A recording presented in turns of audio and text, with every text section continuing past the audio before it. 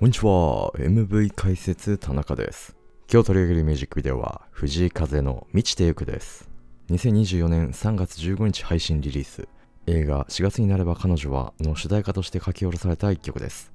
プロデューサーとして天気の子、すずめの戸締まり、怪物など様々なヒット作を生み出してきた川村元気による小説4月になれば彼女は、その映画化には佐藤健、長澤まさみ、森七菜などが出演。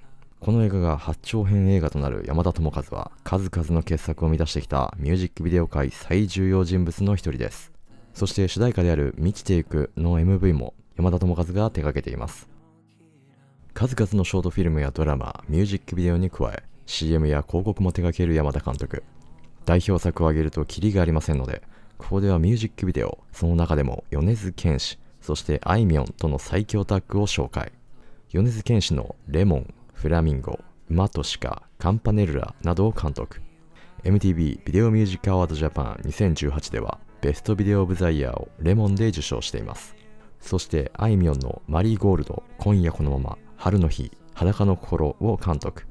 MTV ビデオミュージックアワードジャパン2020ではベストビデオオブザイヤーを裸の心で受賞しています。そして藤井風とのタッグは2020年リリースの青春シックから3年半ぶりです。写真家としての側面も持つ山田監督。ミュージックビデオにおける構図の切り取り方も写真的な要素を感じる作品も多い中、本ミュージックビデオ満ちてゆくは完全に映画です。ちなみに本楽曲リリースにあたりアーティスト写真も山田監督が撮影。その勢いでぜひ藤井風の写真集制作をお願いいたします。ミュージックビデオ冒頭のセリフはサビの英語訳であるこちら。物事は変わりゆく、どうすることもできない。ただ手放し、軽くなって満たされる。満ちてゆく。そしてピアノの音色が優しく始まります。老人の書き留めるノートには、これは最愛の母の物語である、とあり、母の愛によって救われ、そして満たされた男の生涯が5分30秒にわたって美しく描かれていきます。まずはじめに本ミュージックビデオの演出として注目したいのが画面サイズです。本ミュージックビデオでは4対3、3対2、16対9、21対9という4種類のアスペクト比の映像が使われています。この画面サイズを参考に時系列を整理して本ミュージックビデオの解釈をすることができます。4対3はいわゆる昔のテレビサイズ。母と過ごす少年期が描かれていきます。母を早くに亡くしたであろう彼ですが、いつでも見守り、そしてどん底から救ってくれるのもまた母でした。母親役は高橋真理子。実は大学時代は写真部と、4月になれば彼女はとのつながりも感じます。そして最近のテレビで使われるワイドと呼ばれる16対9。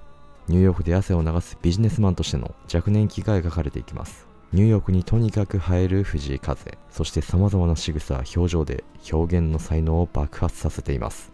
このスーパーでの立ち居振る舞いや教会でのこの表情、本当に何回でも見たくなります。21対9はシネマティックな映像表現で使われる横長なスーパーワイドと呼ばれるサイズです。レストランでピアノを弾き、グループセラピーにも通う老年期、特殊メイクを施された藤井風にも注目です。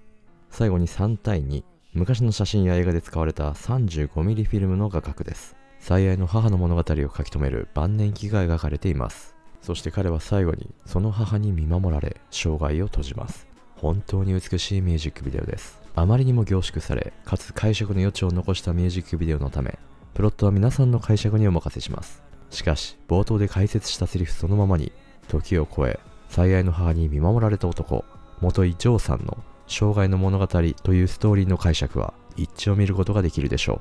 本楽曲のリリースに際して藤井風は、始まりがあるものには終わりがあるということ。愛は求めるものではなく、すでにたくさん持っているもの。与えれば与えるほど満ちていくもの。とコメントを寄せています。藤井風の楽曲に込めたメッセージを過不足なくミュージックビデオとしてまとめ上げた山田監督。日本を代表する表現者2人による2024年の最高傑作と言ってよいでしょう。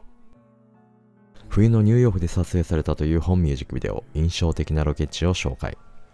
若かりし頃のジョーさんがニューヨークを小躍りしながら闊歩するこのシーン。2番の導入部分、ヤッフルのポップなアレンジが効いており、実に映像とマッチしています。南南を彷彿させる藤井風 in ニューヨーク。サスペンダー姿がまたたまりません。そんなロケ地はこちら、ブロードウェイ通り TJ マックス双方店前です。次は少年時代に母と入ったピアノ店、アルテンブルグピアノハウス。ニューヨークから車で30分ほどのニュージャージー州エリザベスにある全米最古の家族系の小さなピアノ店です。1847年にドイツブレーメンで創業。1890年代ニューヨークに移住し、現在亭主は6代目のフレッド・アルテンブルグ。店内にはピアノが並び、教会へパイプオルガンなども入れているそうです。青空の下男性が訪れる墓地はクイーンズにあるキャルバリー墓地です。東京ドーム30個分365エーカーを占める全米で最も多くの埋葬数を誇るカトリック墓地です。ちなみにこの墓地を訪れる男性、画角は16対9ですが、色合いが他と意図的に変えられている印象があり、少しメタな視点を感じます。もしかしてジョーさんが書き留めたノートの読み手、あるいは息子ではと考えてしまいますが、皆さんいかがでしょう。そして老年期のジョーさんがピアノを弾くのはブルックリンにあるシュガーヒルレストラン&サパークラブ。1階がナイトクラブ、2階はレストランという店構えで、1979年創業。チキンパルメザンチーズが名物とのこと。今ならエディーズスペシャルを注文すると前菜半額、またはビールが無料だそうです。最後は仕事に行き詰まったジョーさんが訪れ、そして救われていく教会。ブルックリンにある聖ジョージアメリカ合衆国監督教会です。1887年に建てられたゴシックリバイバル様式の比較的小さな教会で、1983年には国の歴史登録財に指定されており、現在も大切なコミュニティの場として親しまれているようです。